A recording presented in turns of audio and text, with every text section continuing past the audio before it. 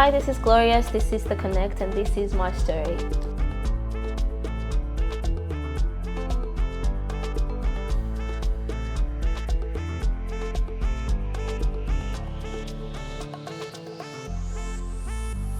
My name is Glorious Muthoni. I come from Meru, Kenya. Born and raised in Kenya, but now I live in Australia. Yeah. Amazing, amazing, amazing. So where did even this journey begin? Because with a journey, there's always a start.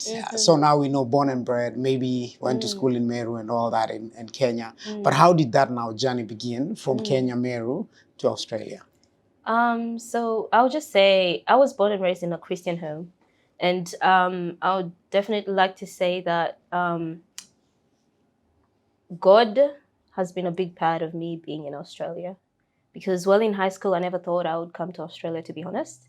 And then one day, me and my mom, God bless her soul, back home. I love you, Mom. So we happened to go to we used to go to this church called GGV, Great Gospel Visioners. It's in Meru, and they used to have bishops. So one day we went to Embu for this seminar, like a church seminar, and the man of God prophesied that I would be going abroad, and we started thinking about me going abroad. So there was a lot of prayer and fasting involved. It definitely wasn't easy. I know some of you know that. But through prayer and fasting, in 2020, by God's grace, just before COVID-19 hit, I was able to come to Australia. Wow. That's an amazing start. And now what really informed your journey and what course maybe did you come to study, and how was that now after getting the realization, oh, I'm going to Australia? And then how was that life in the beginning? Oh yeah. So since I was young, I knew I wanted to do something to do with medicine or healthcare. Didn't really know exactly what it was until again I was coming to Australia. So I am doing nursing, bachelor's of nursing. So I am almost finished with my bachelor's of nursing. So yeah, that's what I came to do, and that's what I'm still doing. Amazing. Which uni maybe did you go to study? I'm in Homesclen TAFE. Yeah. Nice. Now let's talk about the journey now in Homesclen now. You know, coming from Meru, maybe I don't know about you. Maybe were you in the village? I don't know, or were you from Nairobi? But how was that now? What is your biggest culture shock, or what was your biggest change or challenge at that time? The social circle. I would like to say I think I'm an extrovert, and I like socializing, and creativity together with socializing has been the biggest part of I think my journey growing up. Now that you asked, I was born in Meru. I did live in Nairobi for a few years, and then went back to Meru, and then back to Nairobi. So yeah. But yeah, creativity and socialization. When I came to Australia, I used to live in the northern suburbs. Like, it's a suburb in Australia. And if you've been there, if you're from Australia, it's very quiet. And again, COVID, there's the isolation. I didn't know anybody my age, to be honest.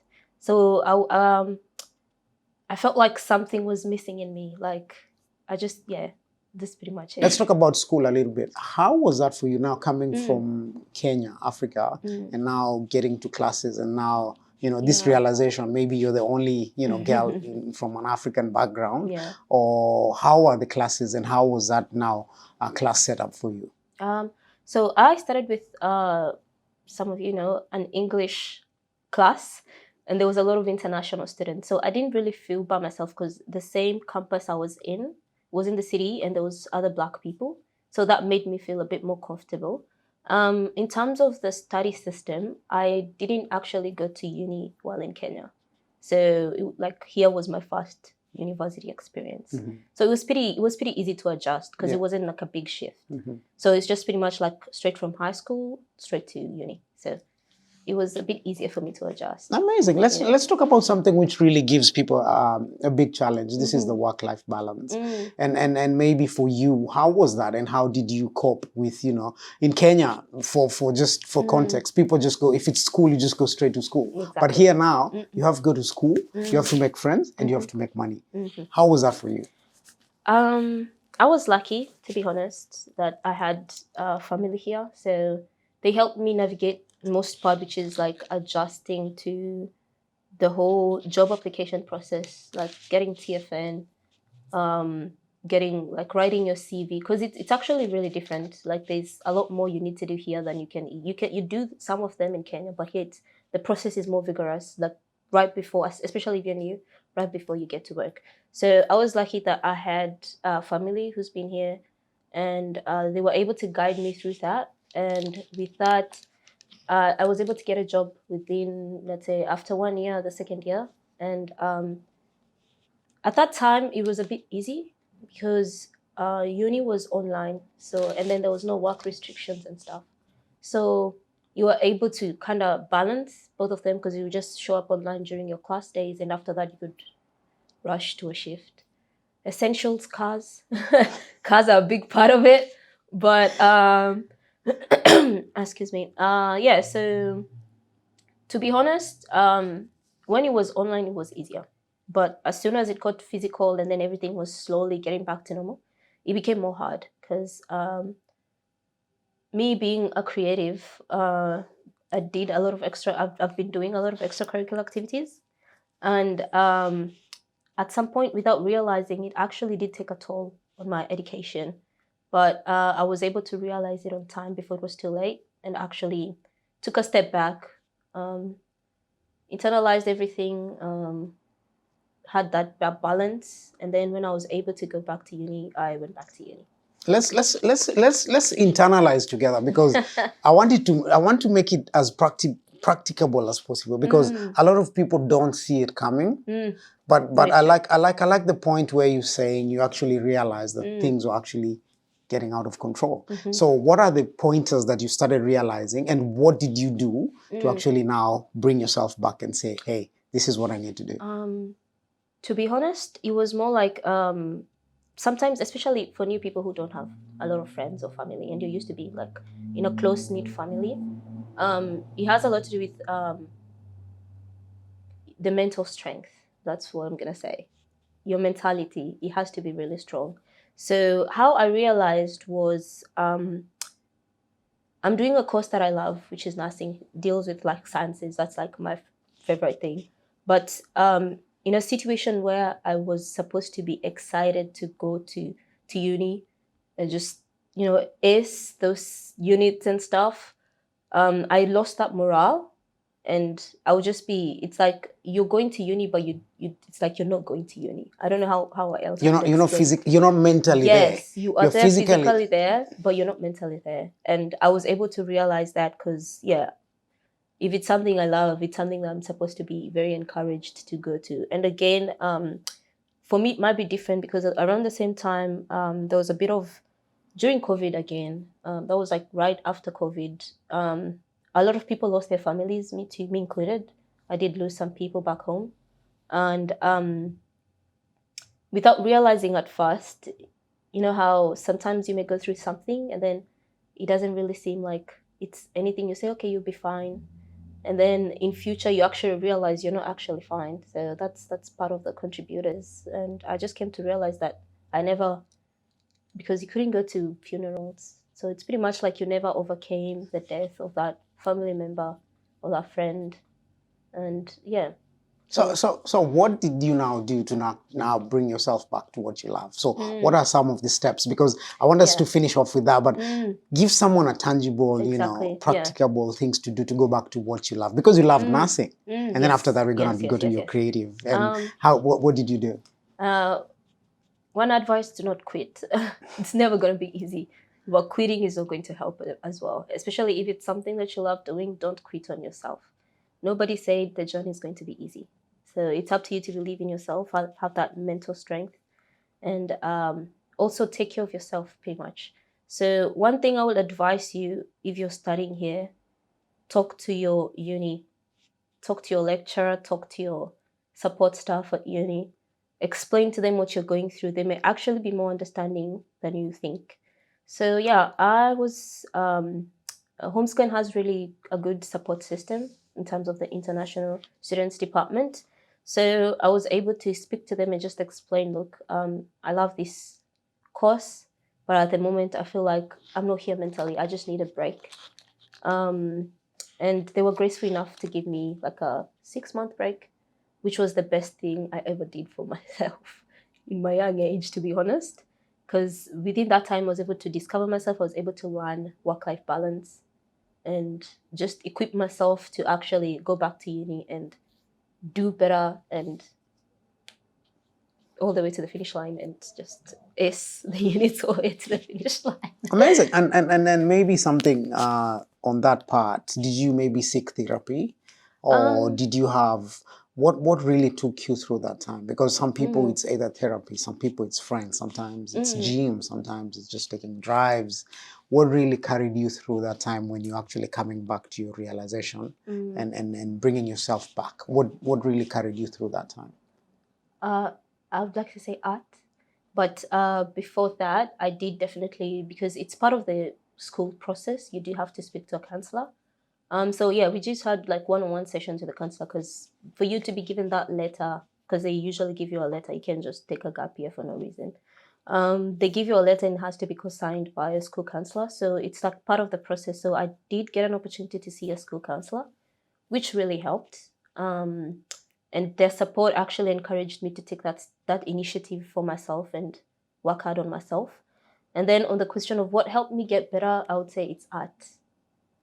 Art, that's where my creativity and art just comes in. Amazing. Now let's that's a good point to even start the whole journey. Now let's talk about art. Let's talk about creativity. Let's start with fashion.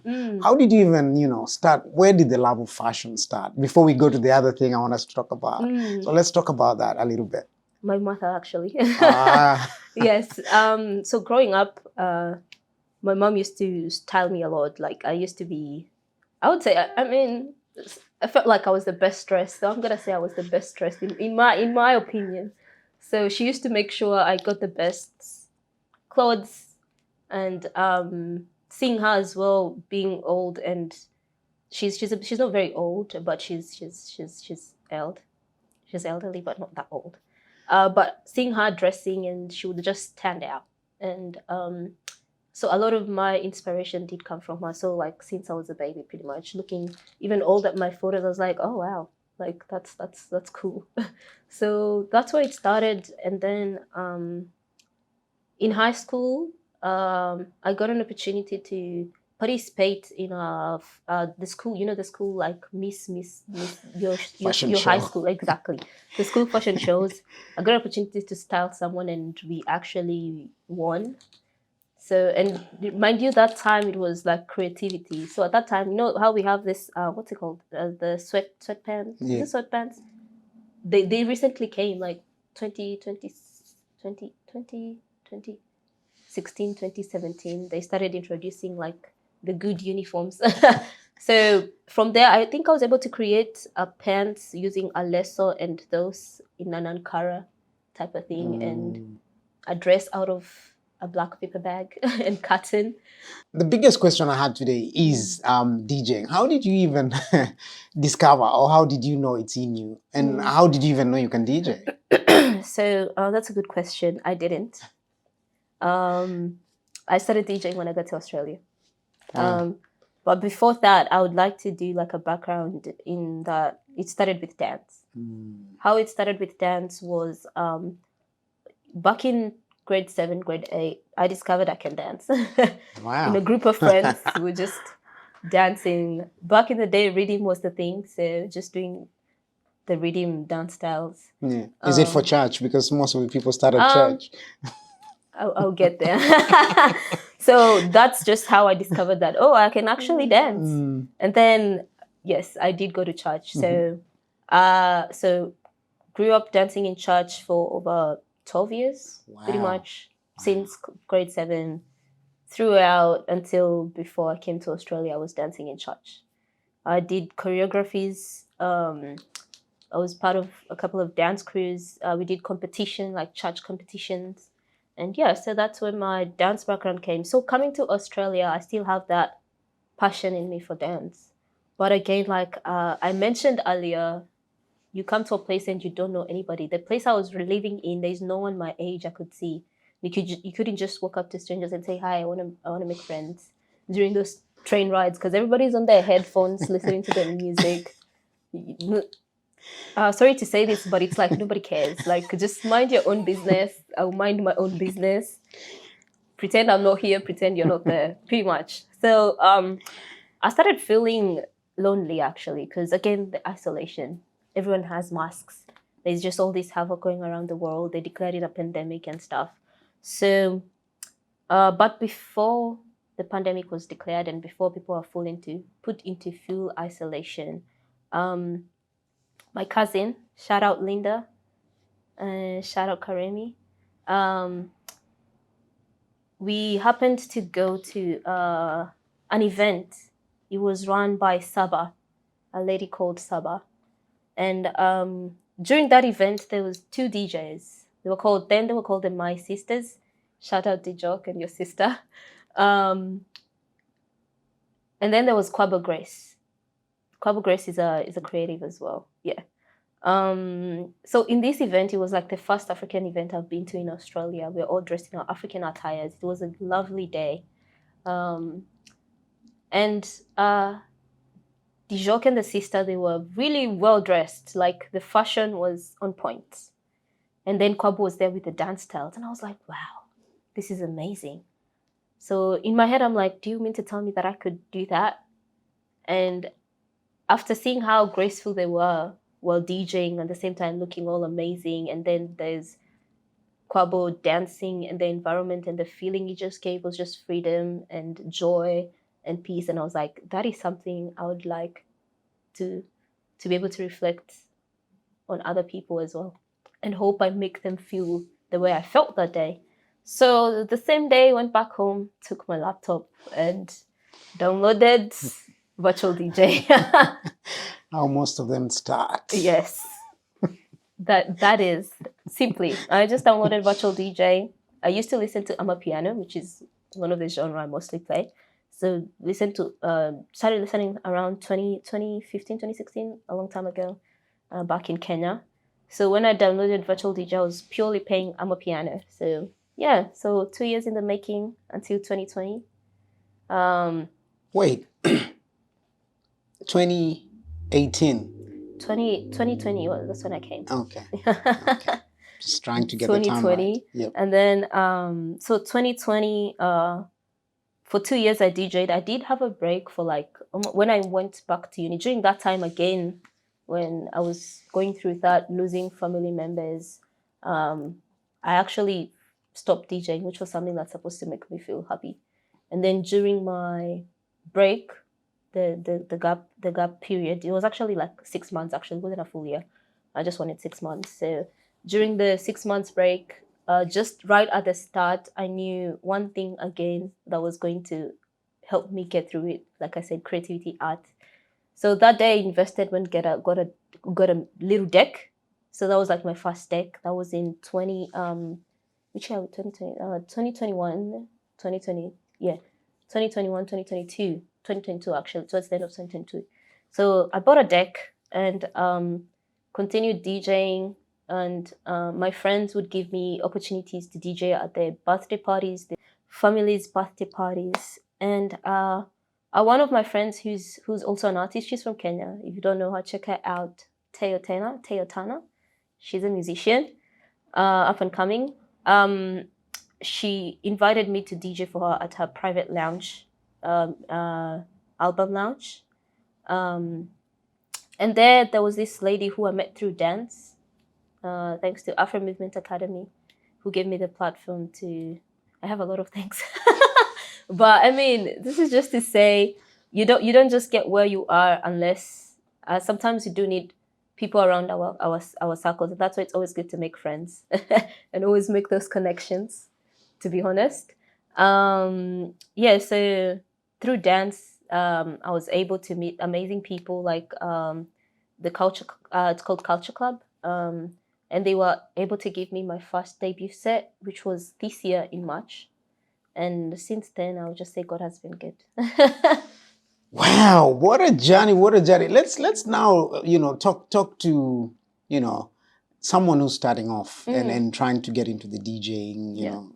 career or DJing, maybe for a hobby, what techniques or how do you even learn? How did you even start? Because, and then now we're going to talk about how to progress in these industries. Let's talk to a small girl who's trying to get into DJing.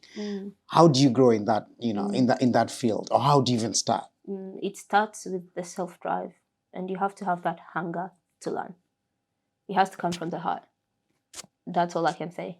It has to come from the heart. Because if something comes from the heart and you're passionate about it, no matter what happens, you always find yourself, or you always find a way back to it, like I did.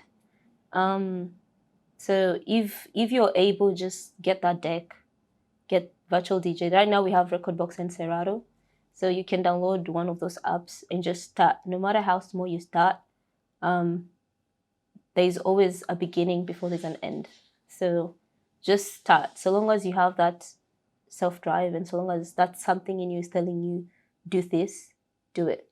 Amazing. Don't shut it down. Amazing. Yeah. And let's talk about song choice, because you an African and you're DJing in a very multicultural environment. How do you even come up with music? Because now you're playing on a very multicultural environment. How do you choose your songs? For me, I know, okay, for most DJs, it's about the crowd and pleasing the crowd. But for me, I believe in good music. So long as the music is good, no matter which crowd you play it into, it's going to be taken well. It might not be a popular song, yes, but at least if that one person or two people recognize that it's good music, then you did the job. Honestly, that's all I can say. So when you're starting, sometimes you will be given opening sets, which is what I'm still doing, and I'm grateful for that, because it's given me an opportunity to grow. So don't let that discourage you. That's just the beginning, and that's how you grow, by making mistakes and learning from them. Because trust you me, you do not want to be a DJ and making a mistake in front of 10,000 people. So trust the process. Yeah, just go for it. Amazing. And for young girls, it's a very male-dominated field, and with a lot of things happening. Yeah. Some people are drunk. Some people. How now? Let's first of all start with how do you carry yourself, and how do you do it to remain relevant and to be very competitive in a very competitive field? Secondly, how do you remain grounded and very well carried? Because it's a very thin line, and you can find yourself doing other funny things. Yes, it is. It is. First of all, before I became a DJ, I did pray to God when it was happening. And I was like, God, if this is meant to be, then you just guide me through it. But the way I carry myself, it's all about personality, to be honest. If you're this way, you're just gonna be that way. If you're this other way, you're just gonna be this other way. But for me, I find it that's just who I am. In terms of being grounded, I know my limits. I just know myself. I know what I want, and yeah, that's all I can say. Yeah, it's good to know yourself, to be honest. Really important. Don't let peer pressure sway you, because there's going to be temptations. But so long as you know yourself and you know why you're doing what you're doing, you're going to stay grounded and you're going to reach your goal. Amazing. I like that. And how now are you doing it to remain relevant and to get ahead of your game? Because as I said earlier, it's a very competitive field. And for you to get ahead, you really have to be doing something right. So what is that doing something right for you? How does it look for you? And also for someone who's coming up, what do they need to do to actually get noticed and get ahead? So life is about taking risks. That's what I'm going to say. It is a competitive field, but you need to take that risk to put yourself out there for you to be able to get that opportunity. It is, again, yes, it is competitive. But at the same time, in Australia, in Melbourne, when I started DJing, there weren't many female DJs. I only mentioned Djeey-ing and the My Sisters because those were for 2 years, those were the only DJs I knew existed until I started dancing for artists. That's when I noticed there was other DJs like PK and stuff like that. And then from there, I think we've just grown. So when I started, there was a demand for female DJs. and I was able to actually build my fan base through fashion, sort of. So I did have a little bit of a fan base through fashion, because when I used to go to some of those events, I used to be a promoter at first, like just promoting for an event. And because we mostly used to go and dance in those events. So yeah, I would just say I already had that exposure.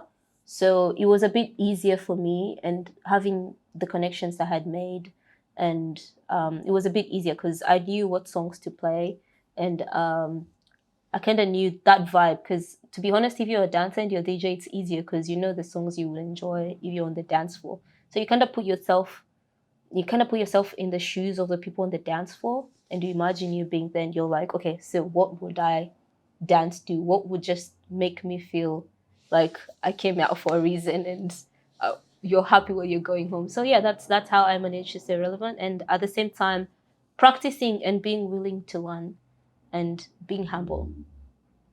You gotta be humble. You have to be humble. Pretty much, that's what I'm gonna say. Amazing, amazing. Let's talk about as we almost going to a close, but I want us to talk about your biggest. Maybe what was your biggest breakthrough, or maybe somewhere you played and you're like, "Whoa, this is it." Take us back? What was your biggest breakthrough? This year it's been a lot, but I would definitely, everyone's first debut is usually a breakthrough. So thank you, Culture Club, when they gave me the debut. The reel itself for advertising that would be debuting got like 7,000 views. But then before that, I actually DJed for Karalaos, who's a content creator, TikTok content creator. My Kenyan people and people here, you know him. He's been doing a lot of Kenyan music. So through that reel, he texted me and said, "Hey, I didn't know you were a DJ. Would you like to collaborate?" And I said, "Okay, yes." So in the city, in an open area, I DJed, and I think that also helped me a lot.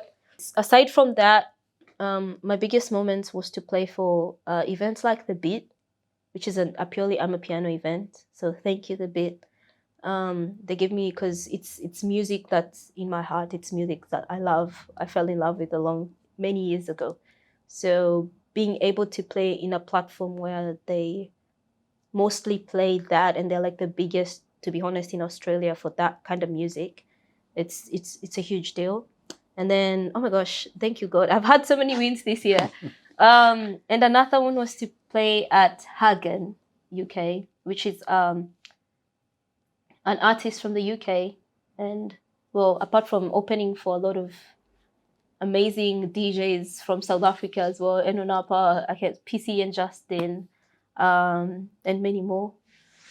Many more. So again, I opened for Hagan and played at a very iconic Melbourne, not very popular with the African community, but it's very popular with the Melbourne, like other Melbournians. It's called Angel Music Bar. I was able to play there, which is like a very iconic location. So that was actually a really huge opportunity, because through then I got to meet like other promoters and other event organizers. And again, most recently, playing for African Music Festival as the first female DJ. So yeah. Congratulations. Yeah. I think I saw you there and I'm like, yeah, here we go.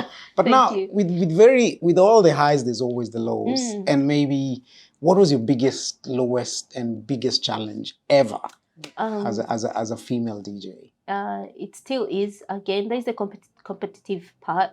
And one thing as well is promoters will not give you like big time sets unless they have actually had you play and they've actually verified you, pretty much. So at first it was a bit hard, like any normal person, to accept that. But with time, like I said again, it's about making mistakes, because during those sets that I used to be given, which I'm grateful for, I got to learn a lot, to be honest, so my biggest low was me trying to DJ, to DJ some music that I'm not really used to, as a way of challenging myself.